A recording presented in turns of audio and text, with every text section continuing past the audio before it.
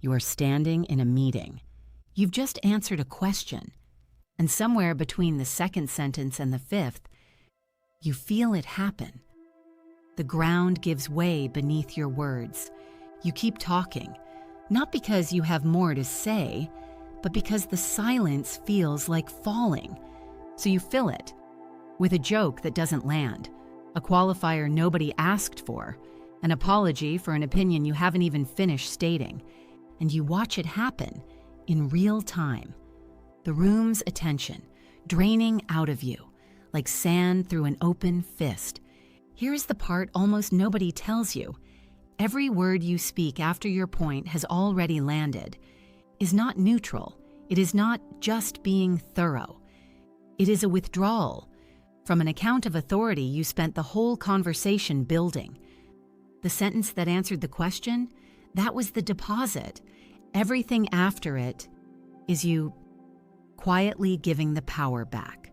So today, I want to give you something the most composed, most respected, most quietly powerful people in any room already carry with them. It is not a script. It is not a personality transplant. It is a 3-second habit. I call it the Stoic Filter. And by the end of this video, you will know exactly how to use it. The next time your nerves try to talk you into a hole.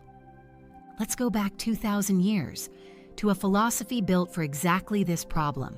The Stoics, Zeno, Epictetus, Seneca, men who studied the mind the way a blacksmith studies fire.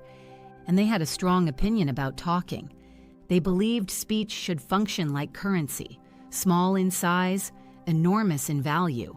You do not hand someone a fistful of loose change and call it wealth.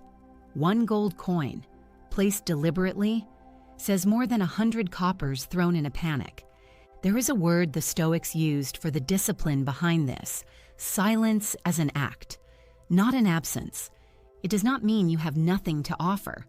It means you are choosing not to offer it yet. Think about what that actually communicates. When you can sit inside a pause without flinching, without rushing to rescue it, you are showing the room something most people never demonstrate, that you are the one steering, not your nerves, not the discomfort, you. This is not passive. This is one of the most active things a person can do, with their mouth closed. Now, here is how you actually build it into your own reflexes. 3 seconds. That's all. Let me break it down. Second one, the stop. The instant you feel that pull to keep talking, to explain, to soften, to add, does that make sense for the third time? You stop the impulse at the door, not the thought, the impulse. You let your body catch up to the fact that you are, in fact, allowed to just stop. Second two, the sort. This is where you do the quiet work. You are mentally sifting through everything that wants to come out of your mouth next, and you are looking for the fluff, the apology you don't owe, the excuse nobody requested, the filler word standing in for confidence. You find it, and you set it aside. Second three, the selection. Out of everything you could say, you choose one sentence, the one that actually, directly, answers what was asked, not the version wrapped in 6 disclaimers, the version that could stand on its own, in a courtroom, under oath. Picture it like a filter. Rambling is dirt. Your point is gold. The filter's entire job is to let the gold through and catch the rest. 3 seconds is all it takes to run that filter. And the people who seem naturally magnetic in conversation, they are not smarter than you. They are just running this filter faster than everyone else in the room. Let's put it to work. 3 places you will feel this immediately. Scenario 1, the job interview. They ask, "Tell me about yourself." And this is the exact question that sends most people into a 5-minute unscripted memoir. Run the filter instead. Stop the urge to open with your childhood. Sort out the anecdotes nobody in that room has time for.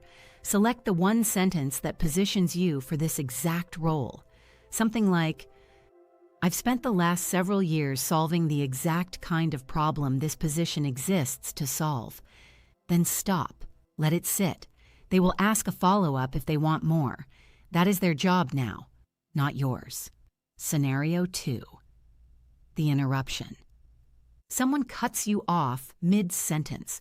Most people either go quiet forever or fight to talk over them, which reads as panic, not strength. Instead, use the 3-second pause the moment they finish. Don't jump back in immediately. Let the pause do something interesting. It makes the room notice the interruption happened, and then, calmly, you reclaim the floor. As I was saying, 4 words, spoken from stillness, not urgency. You've just taken control of the conversation back without raising your voice once. Scenario 3. Social pressure. The awkward silence at dinner, in an elevator, after a joke that didn't quite land. Your nerves will scream at you to fix it, fill it, rescue everyone from the discomfort. Don't.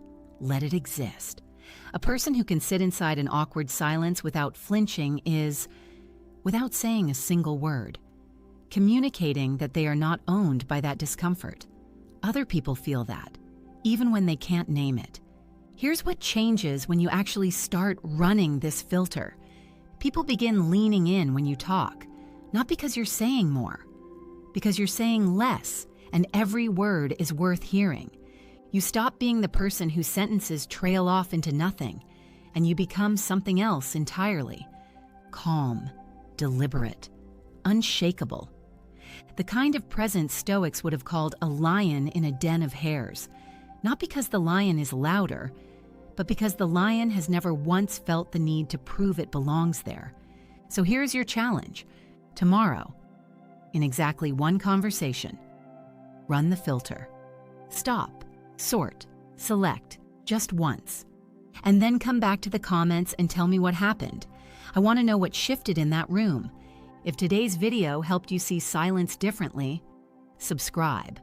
There's an entire series here built on turning ancient Stoic discipline into modern authority. And if you want the complete toolkit, the 7 frameworks built for the exact moments this video only had time to touch. The link to the cheat sheet is right below this video.